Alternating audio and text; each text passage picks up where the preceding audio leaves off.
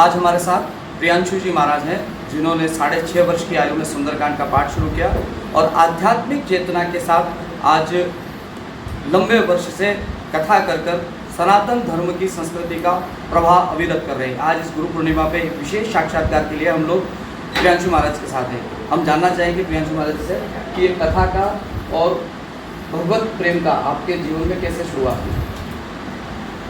प्रथम तो सदगुरुदेव भगवान की कृपा से और ठाकुर जी की कृपा से और हमारे हसमुख हनुमान जी महाराज हैं, उनके कृपा से और उनके ही आशीर्वाद के द्वारा जो मेरी आयु 6.5 वर्ष की थी, उस वक्त मैंने हनुमान जी के समक्ष में पाठ प्रारंभ किया था। और तब से उनके चरणों में प्रीति ऐसी लगी कि गुरु जी ने सिर पे हाथ रखा और कथा के लिए प्रेरित किया। और तब से ही, क्योंकि कथा कभी योजना बन करके नहीं होती, जब सदगुरुदेव भगवान की और हनुमान जी महाराज की कृपा होती है तो कथा अपने आप फूट निकलती है। तो वही जीवन का उद्देश्य बन गया और तब से ही व्यासपीठ का अधिकारी गुरु जी ने बनाया। उसी परंपरा को अब तक ठाकुर जी निभा रहे हैं और आगे कृपा रही तो इसी प्रकार इस चेतना को जगाए रखें।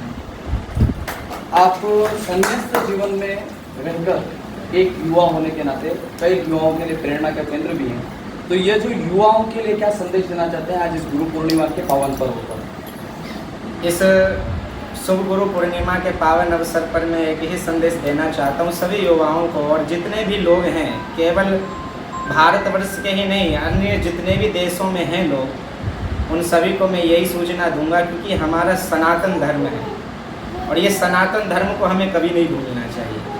क्योंकि कहते हैं कंधों से ऊंची छाती नहीं होती और धर्म से ऊंची कोई जाति नहीं होती।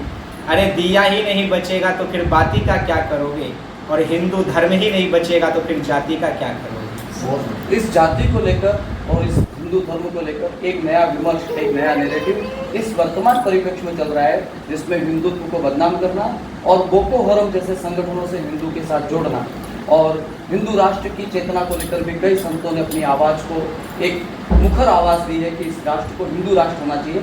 इस पर आपके विचारों का? नहीं, बिल्कुल होना चाहिए, क्योंकि हमारा यह देश का नाम ही और हम लोग का नाम भी हिंदू इसलिए है क्योंकि ये देश का नाम हिंदुस्तान है, और हिंदुस्तान होने के नाते हमारे देश को हिंदू राष्ट्र घोषित करना ही चाहिए।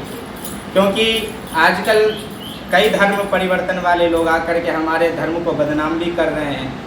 अनेक प्रकार की भ्रांताएं लोगों को, युवाओं के मन में डाल कर पैसों का लालच दे करके लोगों को भड़का रहे हैं, लेकिन वो ये नहीं जानते कि ये सनातन धर्म है। यहाँ सत्यम शिवम सुंदरम महादेव का यह निवास स्थान है।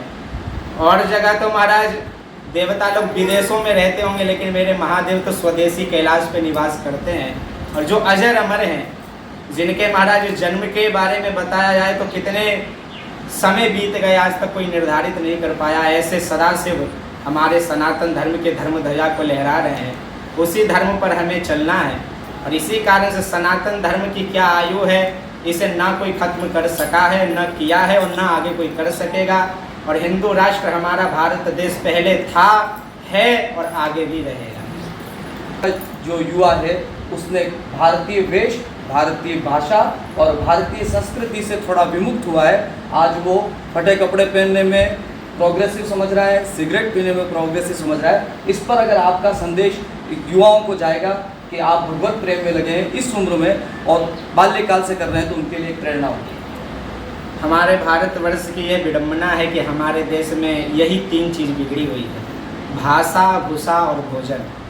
सबसे पहले हमें भाषाओं का ज्ञान होना बहुत ज़रूरी है, क्योंकि आजकल हम बिना गाली के किसी से बात नहीं कर पाते हैं। उन भाषाओं को थोड़ा सुधारना है, क्योंकि हमारी भाषा वैसे तो संस्कृत थी पहले, लेकिन धीरे धीरे फिर हिंदी आई, लेकिन अब जब से अंग्रेजी लोग आए तब से हमने अंग्रेजी बोलना शुरू कर दिया। तो ज़रूरी नहीं कि हाँ भैया आप अपने घर में बैठे हो तो भी अंग्रेजी बोलो, नहीं, आप किसी बाहर जा रहे हो या फिर कोई ज़रूरी काम है तो आप अंग्रेजी बोलिए, लेकिन कम से कम परिवार के बीच रह करके तो आप अपनी मातृभाषा में बात करिए और मीठा बोलिए, क्योंकि हमारा जो धर्म है वो हमें मीठा बोलना सिखाता है। दूसरा है हमारा भूषा, जो आज का वेशभूषा है, क्योंकि मैंने एक जगह पढ़ा था कि भैया एक ट्रक के पीछे ही लिखा हुआ था कि आने वाली पीढ़ी माँ के आंचल का सुख नहीं पाएगी क्योंकि जीन्स पहनने वाली माँ आंचल कहाँ से लाएगी। कि उस संस्कृति को ख़त्म कर रहे हैं, तो भूसा के ऊपर थोड़ा ध्यान देना चाहिए। और तीसरा है भोजन, जो हमारा भोजन बहुत बिगड़ता चला जा रहा है। नहीं खाने वाली चीज़ हमारे रसोई घर में पहुंच गई है।